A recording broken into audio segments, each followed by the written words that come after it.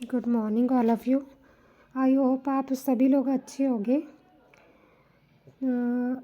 आशा है कि मुझे सभी बच्चे हैं जो ऑनलाइन क्लासेस हमारे स्कूल की तरफ से लग रही हैं सभी लगा रहे हैं।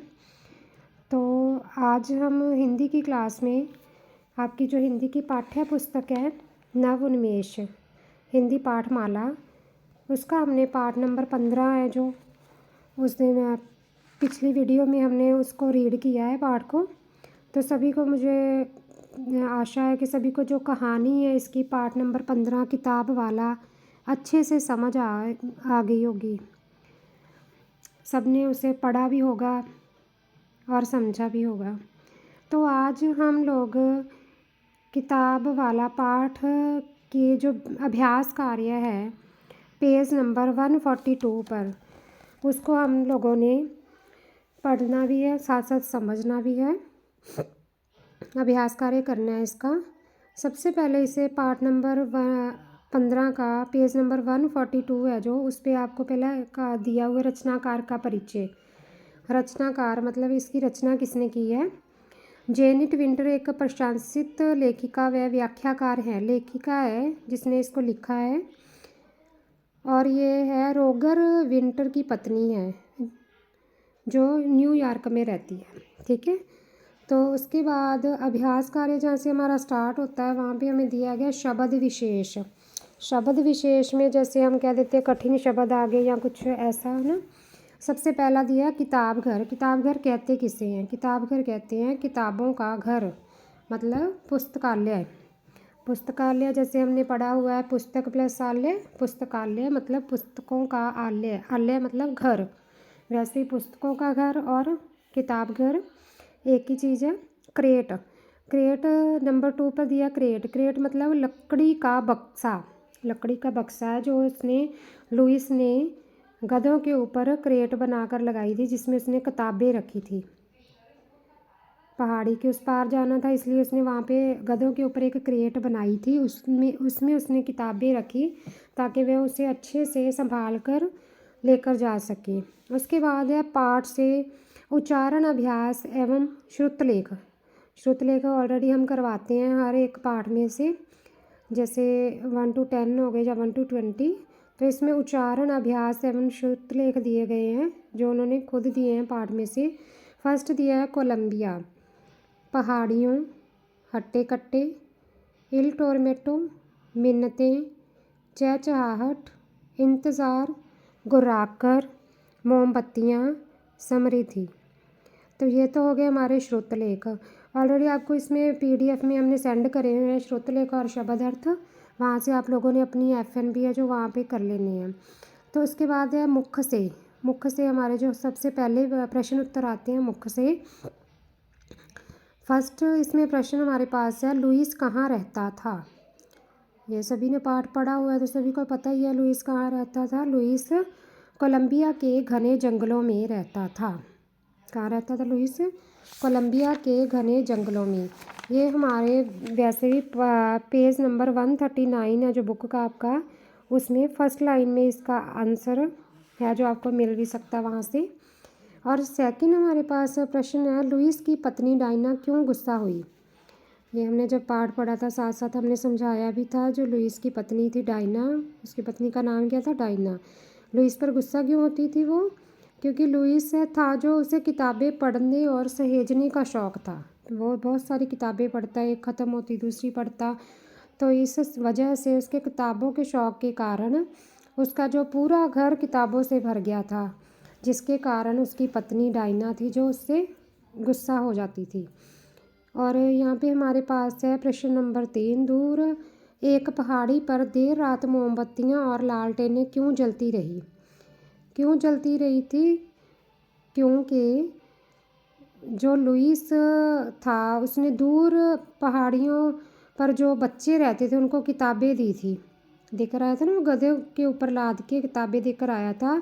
तो वो बच्चे थे जो लुइस द्वारा लाई गई किताबें पढ़ रहे थे, इसलिए वहाँ पर देर रात तक मोमबत्तियाँ और लालटेनें जलती रही। क्यों जलती रही सभी को समझ आ गया ना? क्योंकि जो लुइस था वो दूर पहाड़ियों पर रहने वाले बच्चों को किताबें देकर आया था। तो वो बच्चे थे जो किताबें पढ़ रहे थे, इस वजह से वो मोमबत्तियाँ और लालटेनें वहाँ जलती रही थी। उसके बाद हमारे पास है लेखनी से। लेखनी से फर्स्ट दिया गया निम्नलिखित संवाद पढ़कर दिए गए प्रश्नों के उत्तर लिखिए। संवाद एक हमें वाक्य दिया गया, जैसे हमें जाने दो, बच्चे हमारे इंतज़ार में होंगे। ये वाक्य सबसे पहले उन्होंने प्रश्न हमसे पूछा है किसने किससे कहा। ये जो वाक्य है किसने किससे कहा, हमें जाने दो, बच्चे हमारे इंतज़ार में होंगे। तो ये वाक्य क्या था, लुईस ने डाकू से, क्योंकि उनको रास्ते में एक डाकू मिल गया था, उसे जो उनसे पैसा लूटना चाहता था, लेकिन लुईस के पास तो पैसा है ही नहीं था, उसके पास तो सिर्फ किताबें ही थी। तो जब लुईस ने डाकू को देखा तो घबरा गया, तो उसने कहा था हमें जाने दो, बच्चे हमारे इंतज़ार में होंगे। तो प्रश्न नंबर 2 जो हमें यहाँ पे दिया गया है, बच्चे लुईस का इंतज़ार क्यों कर रहे थे। क्योंकि जो लुईस था बच्चों के लिए किताबें लेकर जा रहा था, इसलिए बच्चे लुईस का इंतज़ार कर रहे थे। थर्ड प्रश्न है जो इसमें, डाकू ने लुईस को क्यों रोका था। वही हमारे पास फिर वही आंसर बन रहा है यहाँ पे, हमें जाने दो, बच्चे हमारे इंतज़ार में होंगे। तो ये डाकू ने रोका था, तो लुईस ने ये वाक्य उसे बोले। तो डाकू ने रोका क्यों था लुईस को, क्योंकि डाकू था जो लुईस से पैसा लूटना चाहता था। उसको था कि लुईस के पास पैसा होगा, सोना चांदी होगा, इसलिए उसने लुईस को रोका कि वह उससे लूट लेगा सोना चांदी पैसा जो भी उसके पास होगा।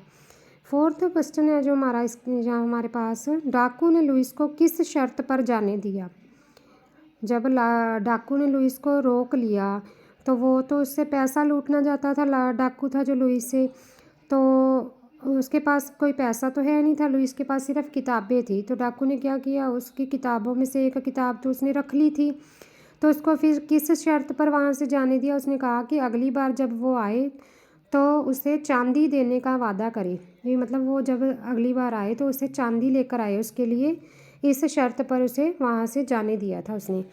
उसके बाद हमारे पास है बेटा सेकंड पार्ट में, निम्नलिखित बहुविकल्पी प्रश्नों के सबसे सही उत्तर का चयन कीजिए। सबसे हमारे पास MCQ टाइप क्वेश्चन है यहाँ पे, तो इसको हमने ध्यान से पढ़ के सही जो ऑप्शन है इसको चूज़ करना है। किताब वाला कहानी में मुख्य सीख है, क्या सीख है। सबसे पहला दिया गया पशुओं के प्रति संवेदनशील होने की। सेकंड है परोपकार करके दूसरों का जीवन संवारने की। और थर्ड है पठन से प्रेम बढ़ाकर दिनचर्या में शामिल करने की। और फोर्थ है कुछ समय निकालकर बच्चों के साथ किताबों पर चर्चा करने की।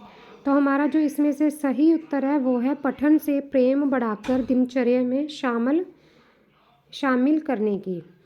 और सेकंड जो हमारे पास यहाँ पे क्वेश्चन है, डाकू का पारा क्यों चढ़ गया। डाकू का पारा क्यों चढ़ गया था, 2 गधों के साथ लुईस को देखकर, उसके साथ 2 गधे भी थे, दोनों गधों पर लदी किताबें देखकर, किताबों के पीछे छिपे मुखौटों के बंडल देखकर, या पहाड़ी पर मोमबत्तियाँ और लालटेन जलती देखकर।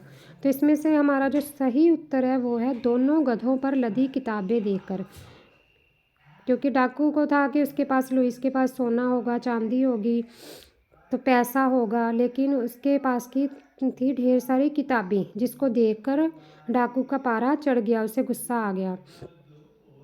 थर्ड है जो हमारे पास यहाँ पे क्वेश्चन, नीचे दिए गए कथन और कारण को पढ़कर सही विकल्प का चयन कीजिए। कथन हमारे पास है, कहीं दूर एक पहाड़ी पर भी रात बहुत देर तक मोमबत्तियाँ और लालटेनें जलती रहीं। और कारण है, कथन दर्शाता है कि वहाँ के लोग अब देर रात तक विचार विमर्श करना सीख गए। हमारा यहाँ पे जो कथन है वो सही है, क्योंकि कहीं दूर एक पहाड़ी पर भी रात बहुत देर तक मोमबत्तियाँ और लालटेनें जलती रहीं।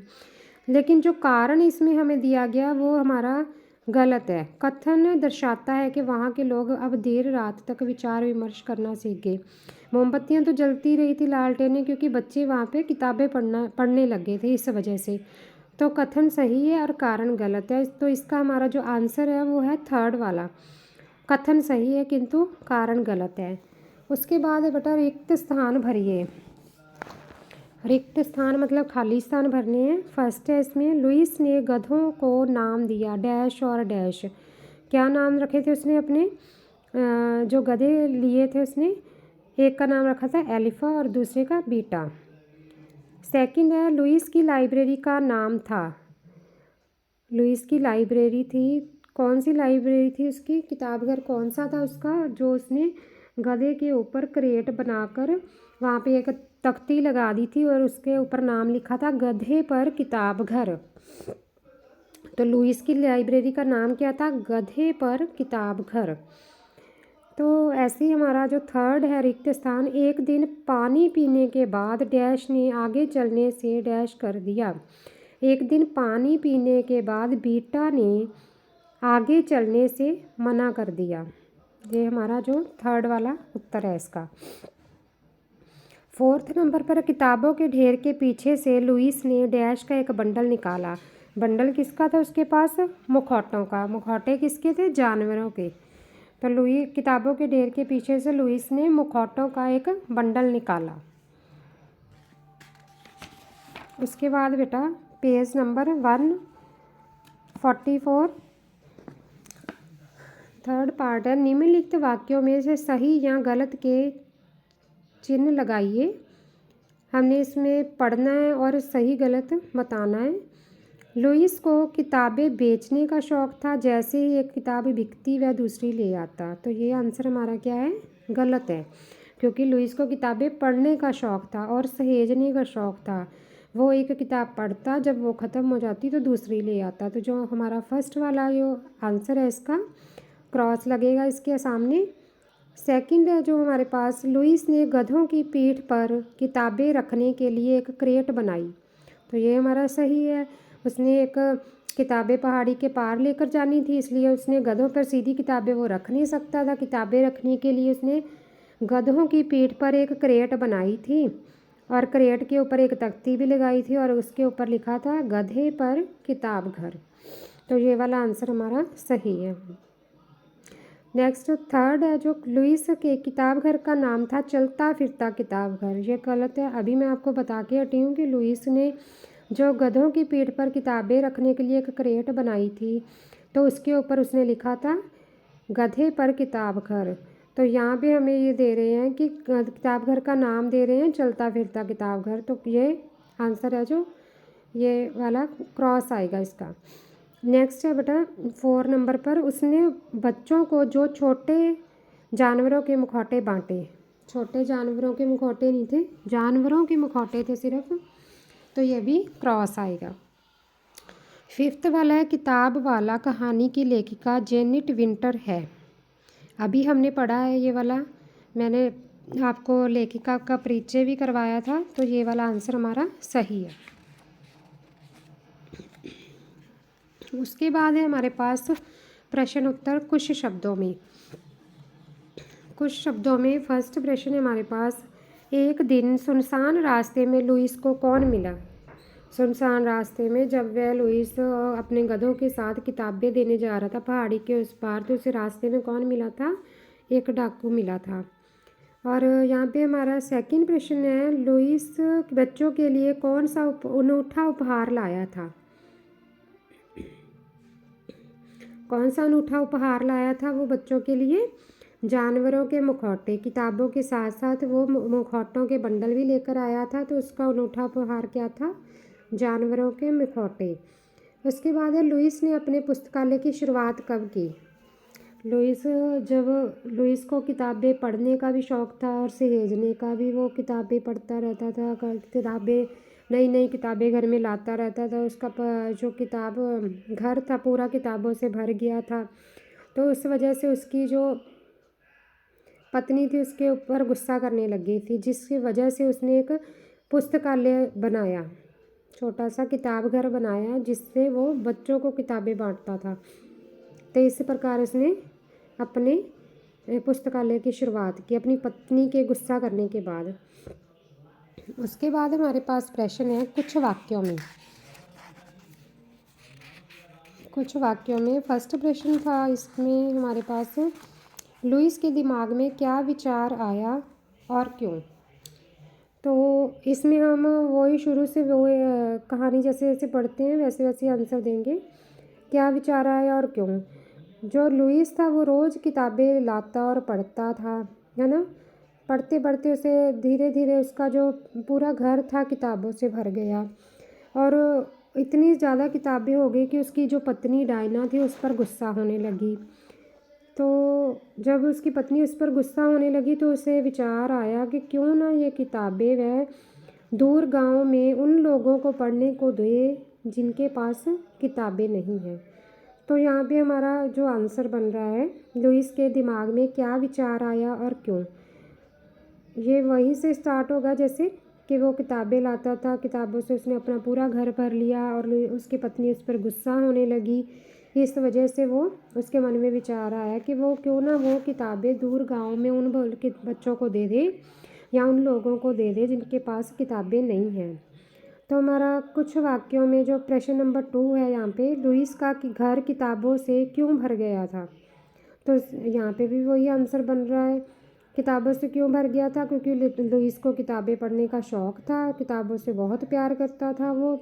जैसे ही ये किताब पढ़कर पूरी करता वह दूसरी किताब ले आता, जिससे उसका पूरा घर था जो किताबों से भर गया था।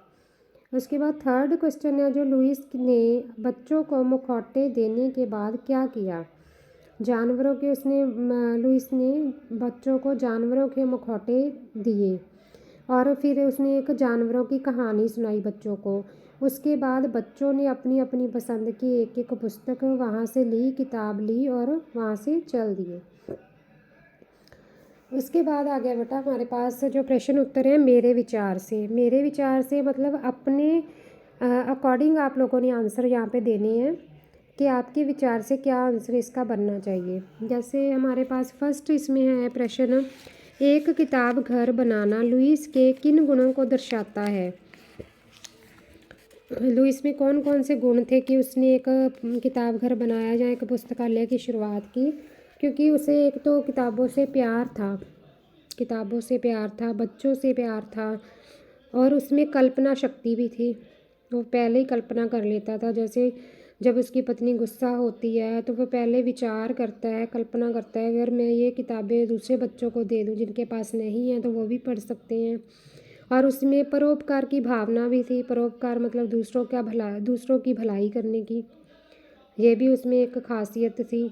और जो वस्तुओं का सदुपयोग करना चाहता था, वो वस्तुएं मतलब जो भी उसके पास किताबें थी वो उसको बोलता था कि ये ख़राब करने की बजाय क्यों ना वो उन लोगों को दे दे जिनके पास किताबें नहीं हैं, जो किताबें पढ़ना चाहते हैं। इस प्रकार मतलब वो एक अच्छा इंसान था, लुइस था, जो उसके गुण थे उसमें ये वाले सारे के। उसमें उसे किताबों से प्यार था, उसे बच्चों से प्यार था, उसमें परोपकार की भावना थी और चीज़ों का सदुपयोग करना जानता था वो। और यहाँ पे हमारे पास सेकंड जो प्रश्न बन रहा है, एक अच्छे पुस्तकालय की क्या क्या विशेषताएं होती हैं। एक अच्छा पुस्तकालय कैसा होना चाहिए, पुस्तकालय किताब घर कैसा होना चाहिए। एक तो उसमें बच्चों के स्तर की पुस्तकें हों, मतलब जिससे बच्चे पढ़ सकें, उनकी आयु के अकॉर्डिंग पुस्तकें हों, है ना। हर एक आयु के बच्चे के लिए पुस्तक हो, वहाँ पे भी जो अपनी उम्र के हिसाब से वहाँ से पुस्तक उठाए और पढ़ सके। और हर विषय की पुस्तकें हों जिसमें उसको दिलचस्पी हो, वो पढ़े, वहाँ से कहानियों वाली हो, जहाँ कोई नॉलेज वाली किताबें हों, कुछ भी ऐसी पुस्तकें होनी चाहिए। ये आपने अपने अकॉर्डिंग आंसर बना के वहाँ पे राइट करनी है। और थर्ड प्रश्न है इसमें हमारे पास, आपके पास अनेक पुस्तकें होंगी जिन्हें आप पढ़ चुके होंगे, इन पुस्तकों का आप क्या करते हैं या क्या करेंगे। ये भी आप लोगों ने अपना आंसर बना के राइट करना है। ठीक है बेटा, ध्यान से इसे समझना है और लिखना है। और उसके बाद हमारे पास इसी पेज पर अनजानी बातें दी गई हैं। ए ट्रू स्टोरी फार्म कोलंबिया किताब उत्तरी कोलंबिया के एक दूर दराज कस्बे में रहने वाले लुइस सोरेना की सच्ची कहानी पर आधारित है। ये जो है कहानी, तो इसमें वही दिया, इसमें से ज़्यादातर किताबें लोगों के द्वारा दान की गई थी। हर हफ्ते पहाड़ों के परे रहने वाले 300 से ज़्यादा लोगों को किताबें पाने का इंतज़ार पूरा होता था, क्योंकि वो लुईस जो उनके पास तक किताबें पहुंचाता था।